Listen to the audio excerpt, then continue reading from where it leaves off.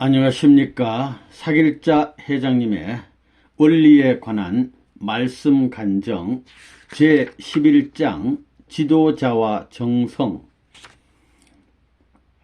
아들 목회자와 종 목회자. 여러분은 목회를 하려면 자기라는 것을 완전히 잊어버려야 됩니다. 모든 공직자들은 마치 어머니의 뱃속에 있는 태아와 같이 자유가 없는 입장이랍니다.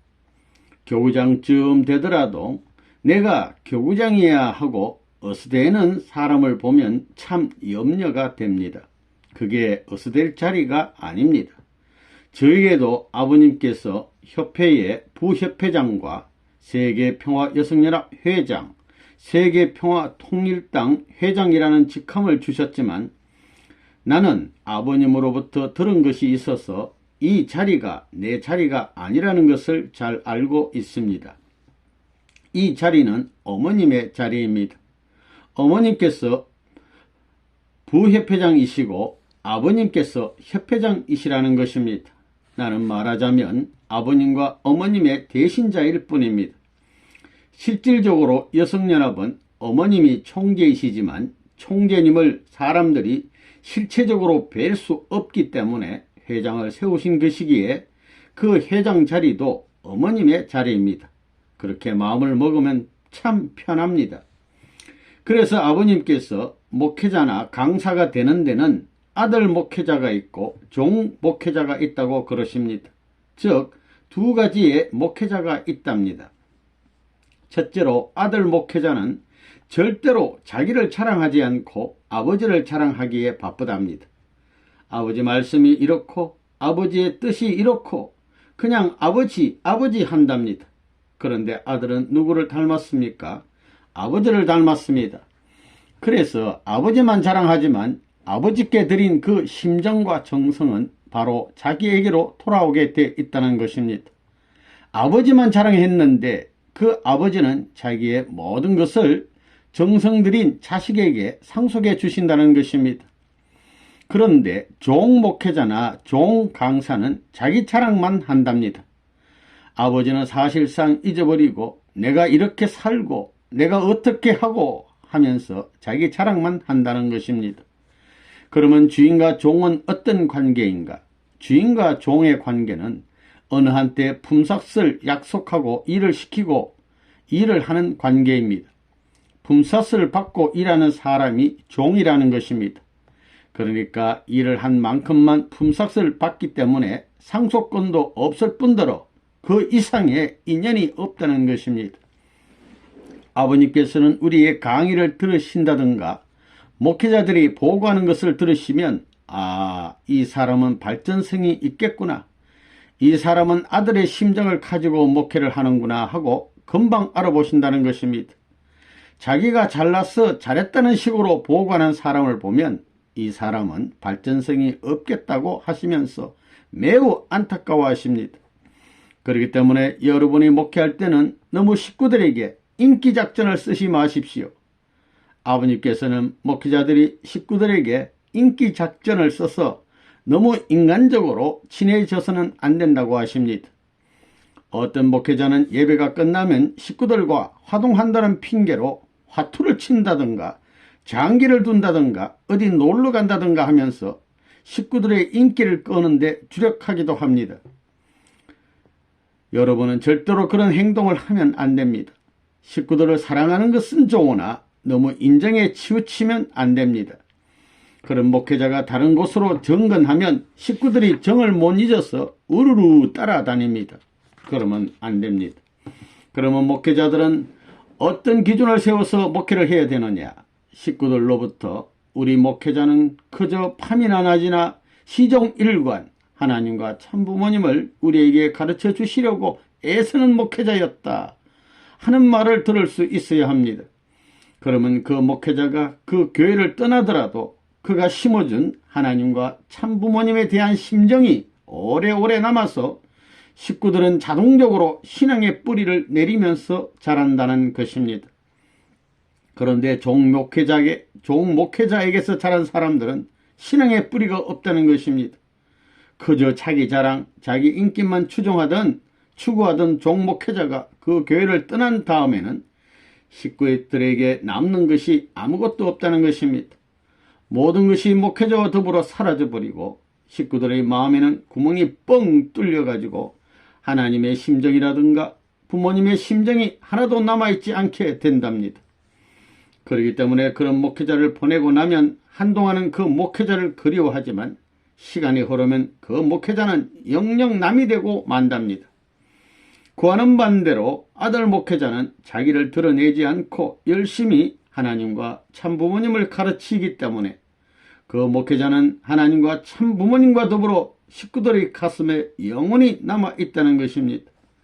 우리 목회자가 해야 할 일은 하나님과 아버님을 자랑하는 일입니다. 여러분은 앞으로 교회장이 되고 교구장이 되고 회피장도 될 것입니다. 그럴 때 여러분의 모습을 보이면 안 됩니다. 여러분이 생각하는 것, 말하는 것, 모든 것을 오로지 하나님과 참 부모님을 나타나기 위해서 하면 여러분은 참 목회자, 아들 목회자가 될 수 있을 것입니다. 목회자들이 범해서는 안 되는 것이 교만, 체면, 욕심, 혈기, 자기중심한 행동입니다. 교회가 왜 부흥이 안 되느냐? 목회자, 지도자가 자기를 중심 삼기 때문이랍니다. 그래서 내가 뭐다 하는 자기중심이 문제입니다. 아버님께서는 교구장들의 보고를 들을 때도 어떤 때는 참으로 감동이 되고 어떤 때는 슬퍼지신답니다. 아버님께 감동되는 것은 지도자들이 하나님과 참 부모님 덕분에 이런 실적을 올렸습니다 하고 보고할 때랍니다. 하나님과 참 부모님께 영광을 돌리는 사람을 보시면 너는 무한히 발전할 것이다 라는 생각이 드신답니다. 그런데 내가 잘해서 하는 식으로 자기 자랑을 하면서 보고하는 사람도 있습니다. 그런 사람이 보고할 때는 그렇게 마음이 섭섭하고 슬프다고 하십니다. 그때는 너는 더 이상은 발전하지 못하겠구나 하는 생각이 드신답니다. 여러분이 목회할 때 성공하느냐 실패하느냐는 어디에 달려있느냐? 여러분이 하나님과 참부모님을 드러내느냐 자기를 드러내느냐 하는 데 달려있습니다. 그러므로 여러분이 목회에 성공하기 위해서는 절대로 자기를 드러내면 안 됩니다. 바로 아버님이 그런 분이십니다. 목회자가 가야 할 길. 여러분이 목회자로서 아들 목회자가 되려면 여러분의 의식 속에는 하나님께서는 이것을 어떻게 생각하실까? 참부모님께서는 이것을 어떻게 생각하실까? 하는 의식이 항상 있어야 됩니다. 여러분은 부모님을 직접 모시고 살지 못하므로 끊임없이 기도해야 하고 말씀을 공부해야 합니다. 또 아버님께서 하라 하신 명령을 철저히 실천하면서 스스로 하나님의 심정을 느껴야 하고 영적으로 밝아져야 합니다. 그렇지 않으면 그 누구도 그런 경지를 느낄 수 없는 것입니다. 성경에 주를 사랑하라는 것은 무엇이냐고 했느냐? 주님의 말씀을 따라가라는 것입니다. 주님의 말씀대로 순종하라는 것입니다. 이것을 아버님께서는 늘 되풀이해서 말씀하십니다. 목회는 그래서 보람있는 길입니다. 누구나 처음 목회를 하면 실력도 없는 것 같고 평범한 것 같아도 여러분이 하늘 향한 중심을 변치 않고 있으면 여러분이 처한 환경이 여러분을 무한히 길러준다는 것입니다. 발전시킨다는 것입니다. 세상 직장을 갖지 않고 목회를 하고 있다는 사실 하나만을 가지고도 여러분은 선택받은 거룩한 자리에 있다는 것을 아셔야 됩니다. 일주일을 지내면서 내가 누구를 기다리고 누구에게 어떤 말씀을 해줄까, 설교는 어떻게 할까 하면서 자꾸 생각한다는 것 자체가 얼마나 복된 것인가를 생각하시기 바랍니다. 저는 일생 동안 덕길을 걸어오면서 통일교회 때문에 태학을 맞는 등 별의별 일을 당하고 주위 사람들로부터 미쳤다 하는 조롱도 많이 받았습니다. 그러나 가만히 생각해 보면 내가 어떤 직업을 가진 것보다 이렇게 말씀을 가지고 사람들 앞에 나타나서 나도 살고 남도 살릴 수 있는 일을 한다는 것이야말로 가장 보람되고 멋지고 더 이상 더 좋은 일이 어디 있겠느냐고 다짐합니다. 나는 이것을 가장 행복한 것으로 생각하고 있습니다. 축복가정 2세들이 목회하는데 자신이 없어 한다고 우리 엄마들이 더 걱정을 했습니다. 어떻게 하면 목회에 대한 자신을 가지고 앞을 바라볼 수 있겠느냐. 내가 말했습니다. 목회는 길지 않습니다. 목회는 마치 벽실을 뿌렸다가 어느 정도 자라면 이양을 하는 것과 마찬가지라는 것입니다. 여러분이 알다시피 워싱턴 타임스는 우리 신문사입니다. 한 번은 거기에서 사진 공모를 했는데 우리 식구가 1등을 했습니다. 그 사진이 뭔지 아십니까? 허리가 꼬부라진 신부가 성당 기퉁이를 등불을 밝히면서 걸어가고 있는 모습입니다. 이 작품이 1등을 했다고 자랑스럽게 아버님께 보여드렸습니다. 그러나 아버님께서는 사람이 저렇게 허리 구부러질 때까지 목회를 한다는 것은 아주 비참한 것이다. 목회자는 왕권도 가져야 된다고 하셨습니다. 구약시대에는 선지자들이 왕에게 기름을 부었습니다. 선지자들의 위치가 대단했습니다. 선지자들은 하나님의 음성을 받아서 왕에게 전했습니다. 그러니 앞으로 목회자가 어디까지 올라가야 되느냐? 왕보다 더 높이 올라가야 됩니다. 왕 중에 왕이 되어야 됩니다. 이것이 아버님의 위치 아닙니까? 왕을 호령할 수 있고 나라를 호령할 수 있는 자리까지 가야 됩니다. 그러자니 얼마나 인격과 심정이 최고까지 올라가야 됩니까? 참 아버님 같은 사람, 참 어머님 같은 사람이 되지 않고 어찌 그 사람에게 그 나라의 왕권을 맡길 수 있으며 그 나라의 생명을 맡길 수 있겠습니까? 그렇기 때문에 목회자가 가는 길은 인간으로 태어나서 최고의 자리로 가는 것입니다. 우리가 지상에서 한 80년, 100년 사는 것은 아무것도 아닙니다. 저도 금년에 64세가 되는데 잠깐 사이에 일생이 지나가 버렸습니다. 그래서 지상에만 어떤 목표를 두고 살면 안 됩니다. 영생의 길을 가기 위해 살아야 합니다. 우리가 죽어서 가는 영계는 무한한 곳입니다. 거기서는 죽을 수도 없고 도망갈 수도 없습니다. 지상보다도 영계에 가서 더 떳떳하고 보람있고 영광된 자리에 설 수 있기 위해서는 지상에서 준비를 잘 해야 됩니다. 아버님께서도 어머님에게 14자녀님들을 목회자로 세우자고 부탁하고 계신다고 하셨습니다. 사탄세계 사람을 하늘 백성으로 옮기는 것 이상 보람있는 일이 없다고 하셨습니다. 아버님께서는 엄마 뱃속에서 아기가 얼마만큼 건강한 상태로 있었느냐에 따라서 선천성이 결정된다고 하셨습니다. 아기가 태어나서 체질이 약하다느니 어찌느니 하는 것은 태아로 있을 때의 건강 때문입니다. 10달 동안의 태아의 건강 상태가 지상생활 100년에 영향을 준다고 하지 않습니까? 그러면 이 지상은 뭐냐? 아버님께서는 아기가 뱃속에 있을 때는 물주머니에서 산다고 하셨습니다. 그리고 육신을 쓰고 사는 지상은 공기주머니랍니다. 공기주머니인 지구에서 잘 살아봐야 한 100년 산 것 가지고 영원한 세계인 영계로 가게 된답니다. 지상에서의 생활이 우리들이 가야 할 영원한 세계에서 자리 잡는 준비기간이라고 생각할 때 우리가 한순간인들 마음 놓을 수 있느냐? 함부로 살 수 없다는 것입니다. 그러면 가장 소모없는 손해보지 않는 삶이 있느냐? 그것이 바로 아버님께서 가신 길, 목회의 길입니다. 목회의 길을 가더라도 여러분은 죽을 때까지 목회하는 것이 아닙니다. 축복가정 2세 중에 아주 영적으로 맑은 2세가 있는데 목회자가 앞으로 정치한다고 계시를 받았답니다. 목회자가 앞으로 정치해야 됩니다. 목회자가 국회에도 들어가야 되고 대통령도 되어야 합니다. 지금까지 목회자들은 탐관길을 걸어왔기 때문에 정말 불쌍했습니다. 섭리 역사에는 그 시대마다 재물이 있다는 것입니다. 1991년에 목회자들과 축복가정들을 환고양시킨 것은 역사적인 탕감 때문이었습니다. 그때 많은 사람들이 어렵다는 것을 보고 받으실 때 아버님인들 왜 괴롭지 않으셨겠습니까? 그러나 아버님께서는 그때 뭐라고 하셨느냐? 내가 축복가정 100가정 200가정이 거짓대가 되는 것을 생각할 겨를이 없다.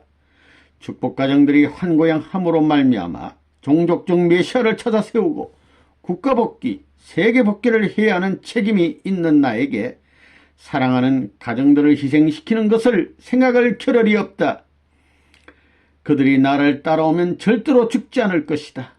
그들의 자손 가운데 위대한 사람이 나올 것이고 그들의 자손 가운데서 내 혈통에 들어올 며느리나 사위가 있을 것이다. 그렇게 축복해 주셨습니다. 저는 환고양할 때 미국에 있었습니다. 그때 뭘 느꼈느냐? 아버님께서 이 시대의 충신, 효자, 효녀, 열남, 열녀를 찾으시는구나 하고 느꼈습니다.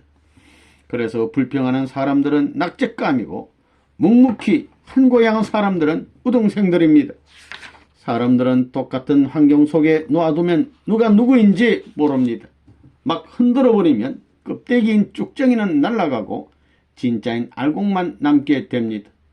그래서 아버님께서는 어떤 섭리가 진행될 때마다 힘껏 흔들어서 진짜로 고르시는 것입니다. 여러분 중에는 물론 한 고향 한 부모를 모시고 어려움을 겪는 사람들도 있겠지만 그 부모가 불평 없이 어려운 처지에서 잘 참는다면 여러분의 자손 가운데 있어 하늘이 알아보는 자식이 나온다는 것은 틀림없습니다.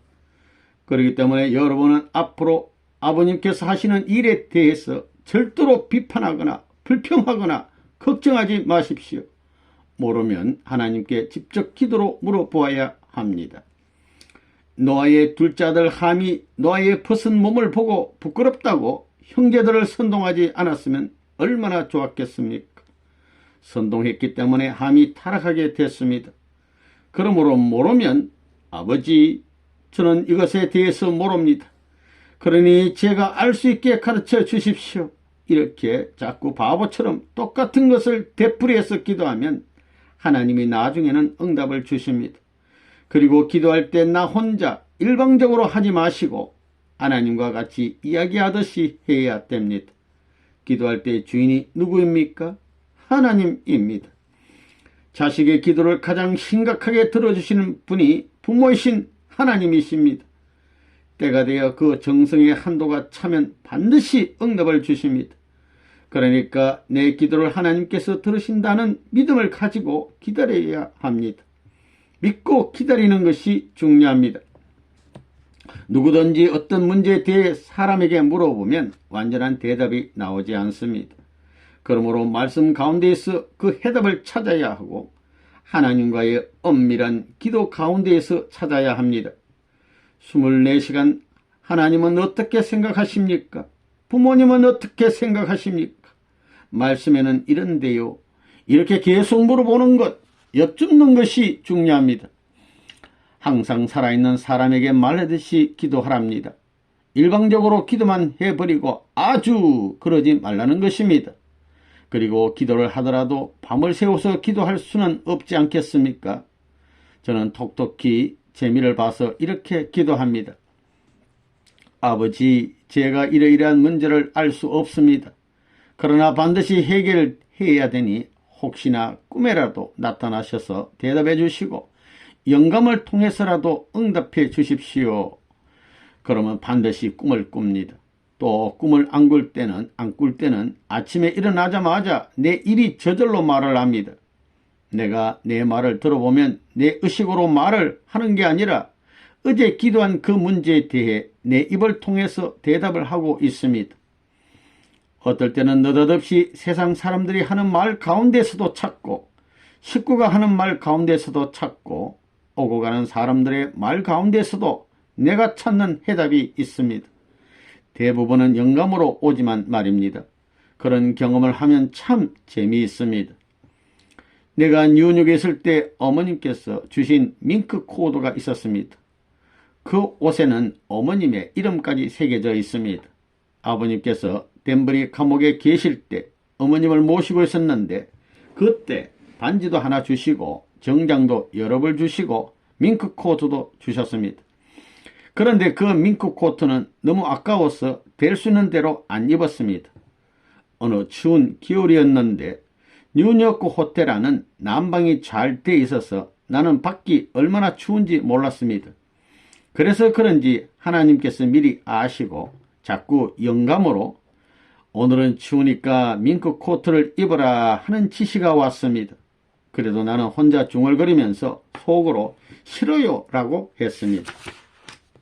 그날은 뉴욕에 있는 우리 신문사에 사옥을 정축해서 아버님께서 테이프를 끊으시는 날이었습니다. 한국의 교구장들이 그곳에 가려고 준비 중이었습니다. 나는 그 밍크 코트를 입지 않았습니다.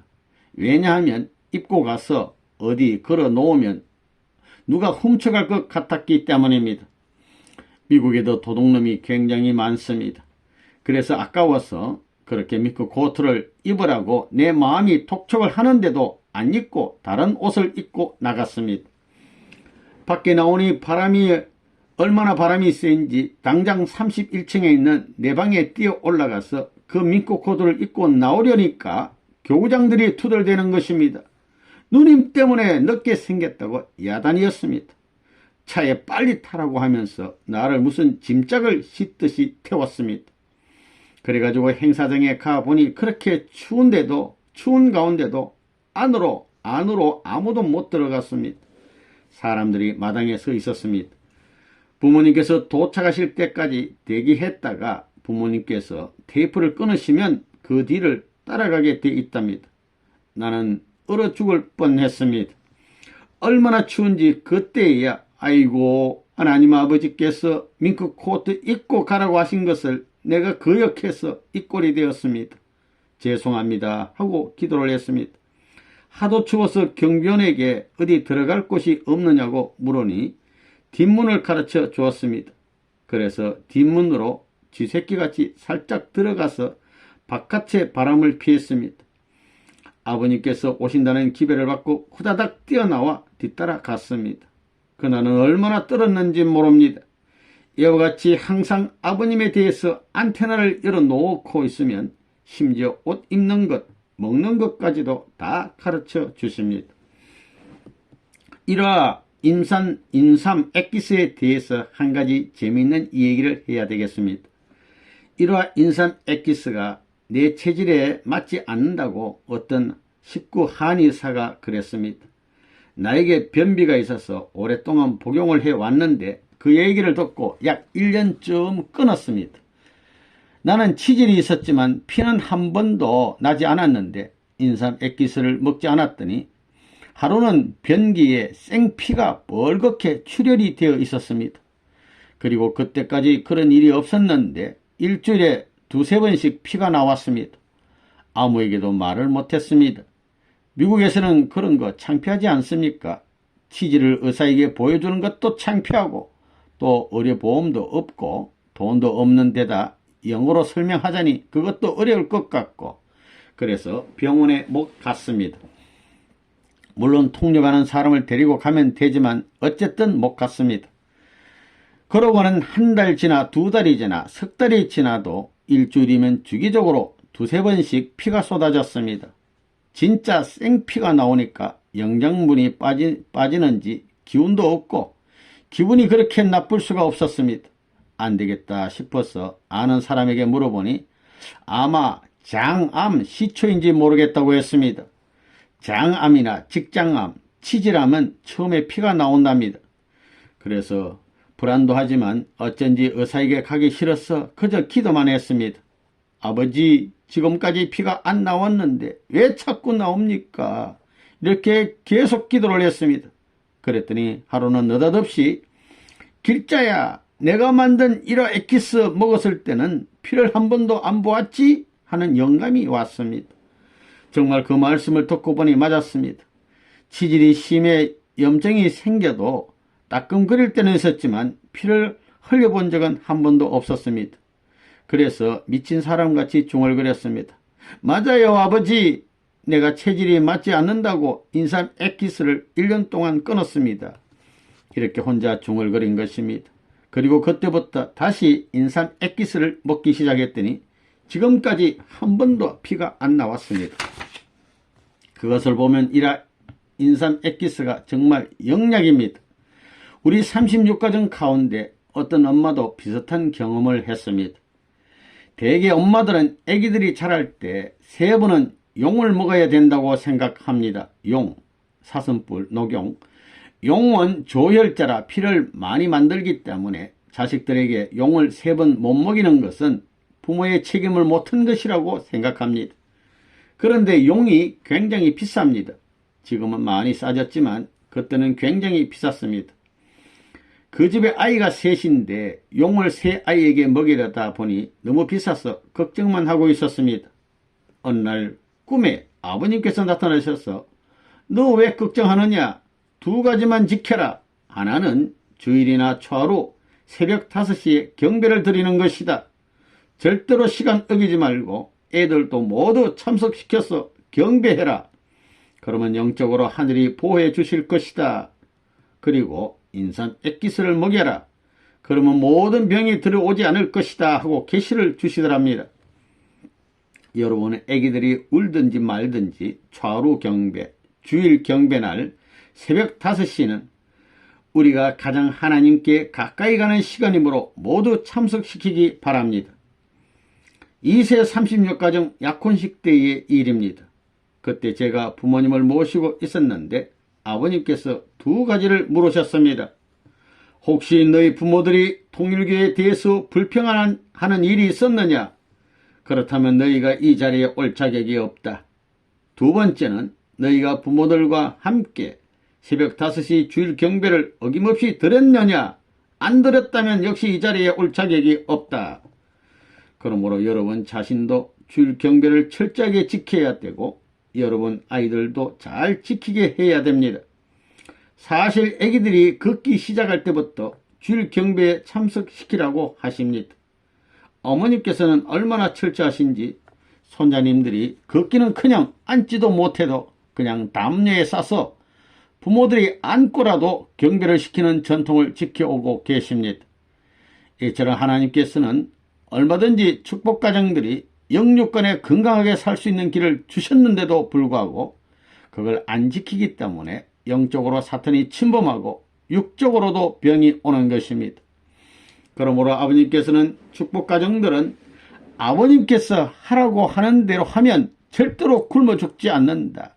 하늘이 보호하기 때문이다 라고 말씀하셨습니다. 그리고 여러분은 식구들로 하여금 자기 가정에 참부모님의 존영을 모시고 통일기를 달도록 교육해야 합니다. 참부모님 생애노정 9권 237쪽에 보면 다음과 같은 내용이 있습니다. 참부모님의 존영은 참부모님을 상징하는 것입니다. 그래서 가정에 참부모님의 존영을 모셔놓으면 조상들이 새벽 3시에 와서 경배를 드린다는 것입니다. 천사권이 모신다는 것입니다. 지상에 있는 자기의 일족을 보살피면서 같이 산다는 것입니다. 이제는 참부모님을 중심한 심정권적 조건이 성립됨으로써 영계에서 조상들이 와서 협조할 수 있게 된 것입니다. 통일기는 무엇이냐 하면 통일교를 대표하는 것입니다. 환경적으로 통일교를 대표하는 것입니다. 통일기는 내 개인을 대표하기도 하지만 부부도 대표합니다. 그리고 우리 가정도 대표하지만 우리 종족도 대표하고 우리 나라도 대표합니다. 나아가 통일교 전체 초인류를 대표하는 것입니다. 그거 왜 다는지 알아요? 자기들 복받으라는 거예요. 옛날 모세가 애굽에서 나오게 될 때 양피를 문설주에 발라서 장자가 죽는 것을 피하는 것과 마찬가지입니다. 그 깃발을 한번 달아보라는 것입니다. 선한 영들이 자기 일족을 보호할 수 있는 시대가 왔다는 것입니다. 할렐루야. 통일교회의 지도자는 목회와 사업 양면의 지도력을 갖춰야 이제 세계는 한국 사람이 아니면 살아날 길이 없답니다. 아버님께서 한국 사람은 어디를 가든지 최고의 책임자가 되라고 하셨는데 이 말씀은 대통령이나 왕을 하라는 말씀이 아닙니까? 아버님은 한국 사람들이 모든 나라의 최고 책임자의 자리에 올라가지 않으면 이 세계에 평화가 없다고 하셨습니다. 제가 세계 여러 나라를 돌아다녀 보니 그럴 때가 곧 오겠구나 하고 느꼈습니다. 한국 사람들은 대체로 선합니다. 그리고 건망증이 심합니다. 뭘 잘 잊어버리는 거. 다른 사람들에게 몹쓸 일을 당해도 금방 잊어버리는 경향이 있습니다. 그런데 알고 보니 하나님이 건망증이 심하다는 것입니다. 하나님은 인간들이 잘못을 했을 때 속이 상하시어 야단을 치시다가도 인간들이 잘못했다고 빌면 금방 잊어버리신다는 것입니다. 만약 하나님이 건망증이 없으시다면 너무 분하고 고통스러워서 하나님 노릇을 못 하신다는 것입니다. 이것은 마치 자식들이 잘못을 저지르고 나서 부모에게 용서해 달라고 빌면 부모는 그 자식을 믿고 금방 화를 풀고 용서해주고 잊어버리는 것과 마찬가지랍니다. 한민족은 역사적으로 하도 침략을 많이 당해왔기 때문에 지나간 일을 잊어버리지 않으면 큰일 난다는 것입니다. 미래로 나아가야 하는데 지나간 일이 잊히지 않으면 앞으로 나아갈 수 없기 때문입니다. 하나님은 한민족으로 하여금 지난 일을 잊어버리는 훈련을 시키셨고 그런 훈련을 받다 보니 저절로 건망증이 생긴 것입니다. 그리고 세계 어느 민족보다 하나님의 심정을 잘 알게 된 것입니다. 일본 사람들은 대체로 복수심이 강하고 원수에게 복수한 것을 자랑스럽게 여깁니다. 그리고 중국 민족은 속을 잘 내보이지 않습니다. 싫어하는지 좋아하는지 알기 힘듭니다. 아마 오랜 역사 속에서 많은 부족과 투쟁해 왔기 때문에 그런 습성이 배인 것 같습니다. 그런데 어떤 사람에 대해 한번 나쁜 인식을 하게 되면 그 나쁜 인식을 잊어버리지 않고 오래 가지고 간다는 것입니다. 아버님께서는 한민족이 이렇게 선한 것을 아시고 한국의 아들, 딸들에게 바라시는 것은 목회를 하는 것입니다. 내가 볼 때 목회는 무엇이냐 하면 농부들이 못자리에 벽실을 뿌리는 것과 같습니다.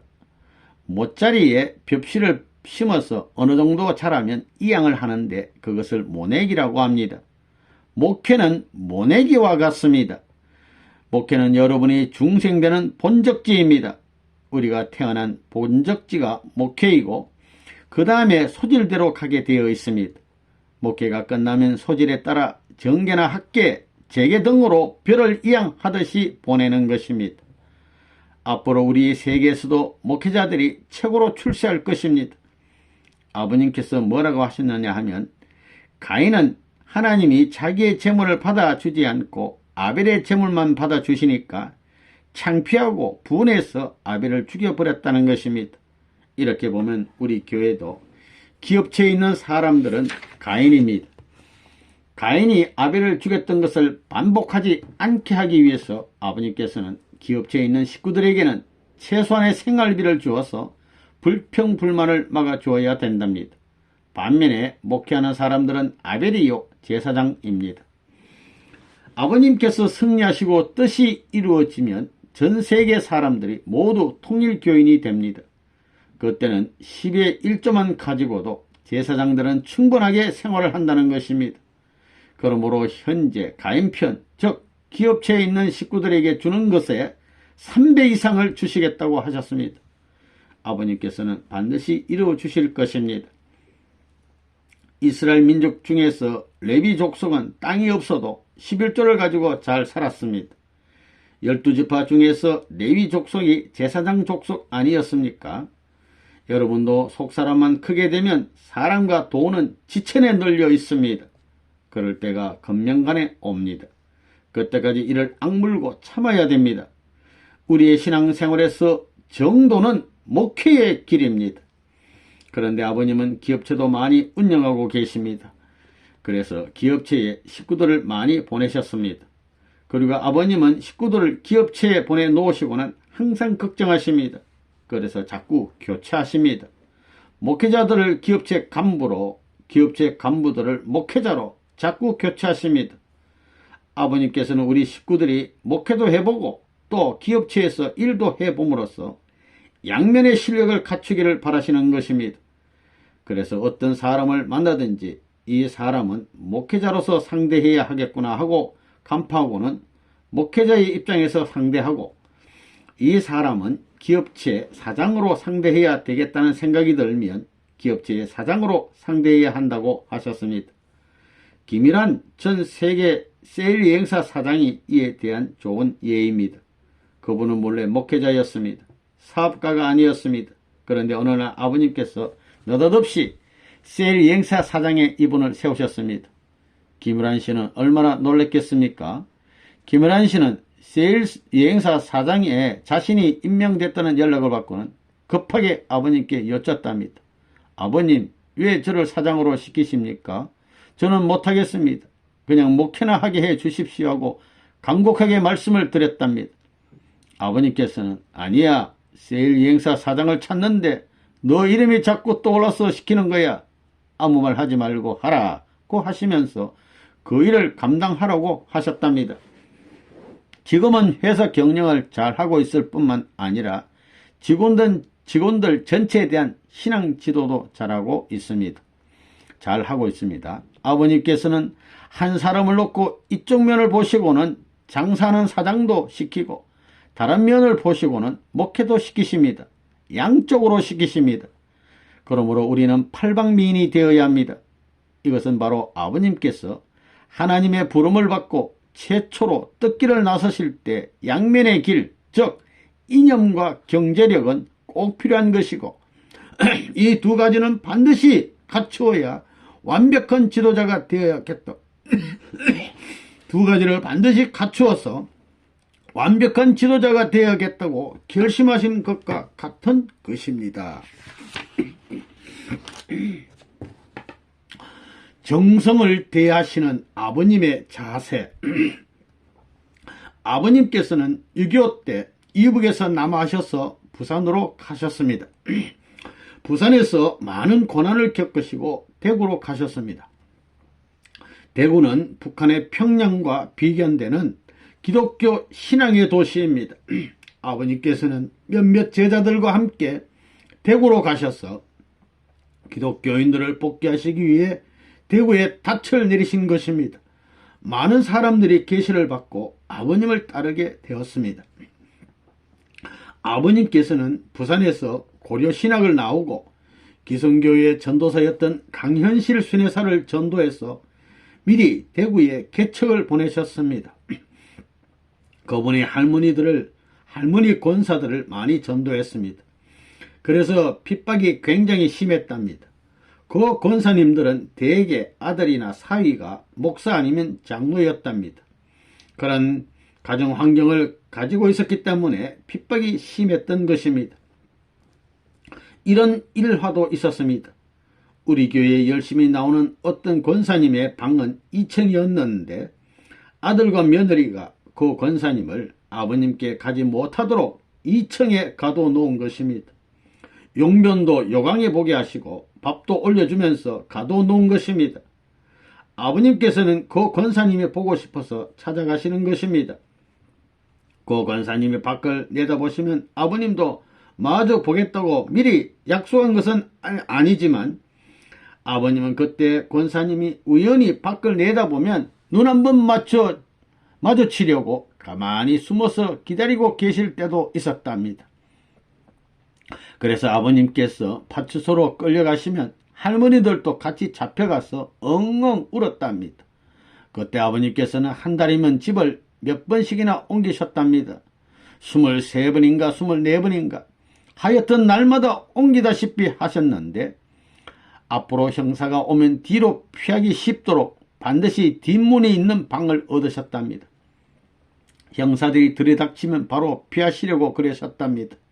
그렇게 숨바꼭질 하듯이 경찰들에게 쫓기는 어려운 가운데서도 할머니들이 은혜를 받으면 아버님을 따랐기 때문에 아버님은 그 대구의 할머니들에게 나의 고난의 친구라는 칭호까지 주셨습니다. 아버님께서 드디어 서울로 오셨습니다. 아버님이 서울에 오신 이유는 기독교에서 세운 이화여대와 연세대학교에 2세들을 복귀해서 장차 지도자로 만들기 위해서였습니다. 아버님은 그런 큰 꿈을 품고 서울로 오셨답니다. 저도 유협회장이 살아있을 때 대구의 할머니들이 1년에 한 번씩이나 2번 올라오는 것을 여러 번 보았습니다. 그 할머니들 중에는 허리가 꼬부라진 방권사도 있었습니다. 그렇게 늙어가는 80세도 더 되신 할머니들이 아버님이 보고 싶어서 찾아오셨는데 차표 한 장 살 돈을 장만하는데 시간이 오래 걸렸답니다. 왜냐하면 아들과 며느리 사위가 돈을 안 주기 때문입니다. 돈을 주면 통일교에 헌금한다고 해서 안 주었다는 것입니다. 그래서 어쩌다가 용돈이 생기면 치마 속에다 꼬깃꼬깃 모아두었다가 그것으로 차표를 사고 사탕 봉지 몇 개 사가지고 오시는 것입니다. 그때는 우리 교회가 너무 어려워서 사탕 한 봉지도 감지덕지했지만 아버님께 드리기에는 너무 초라한 것입니다. 그러나 할머니들은 아버님께 사탕 한 봉지, 또 우리 집에도 협회장네 집이라고 사탕 한 봉지를 주셨습니다. 그런데 당시에는 내가 그렇게 어려운 사정을 잘 몰랐습니다. 아버님께서는 우리를 데리고 안방에 앉아서 말씀을 하고 계시는데 대구의 할머니들 6분이 서울역에 도착하여 몇 분 내로 교회에 온다는 전화가 옵니다. 그러면 아버님께서는 몹시 기다리십니다. 그러시면서 어느 권사도 온다지, 누구도 온다지, 누구 어머니도 온다지 하시면서 그분들이 교회에 도착하기까지 할머니들의 이름을 외우십니다. 너무 보고 싶어서 그러시는 것입니다. 그렇게 말씀하시다가 젊은 사람들에게 서울역에 나가서 모시고 오라고 하십니다. 그 할머니들이 오시는 동안에 아버님께서는 안방에 앉아 계시는데 할머니들은 도착하시자마자 앞에 있는 다다미 방에서부터 우십니다. 할머니들은 억센 경상도 사투리로 선생님이요 하면서 아버님을 그리워했던 마음이 자동적으로 터져 나오는 것입니다. 그래서 얼굴은 눈물 범벅이 되시고 쓰러지시면서 경배를 하시는 것입니다. 아버님께서는 할머니들이 오시기 전까지는 그렇게 기다리셨는데 막상 할머니들이 도착하여 엉엉 울면서 경배를 드릴 때는 옆으로 비스듬히 돌아 앉으십니다. 할머니들의 경배를 반듯하게 받지 않으신 채 갑자기 얼굴 표정이 굳어지십니다. 그리고 앉아 계시면서 왔느냐는 말도 하지 않으십니다. 그때 아버님은 36이시고 할머니들은 그 곱도 더 되셨기 때문에 나 같으면 일어나 현관 앞에 서서 아이고 권사님들 오셨습니까 하면서 반갑게 할머니들을 맞이해야 할 텐데 하는 생각을 했습니다. 아버님께서는 한동안 대구 할머니들이 울고불고 할 때까지 가만히 계십니다. 그러니 내가 도대체 이해가 안 되었습니다.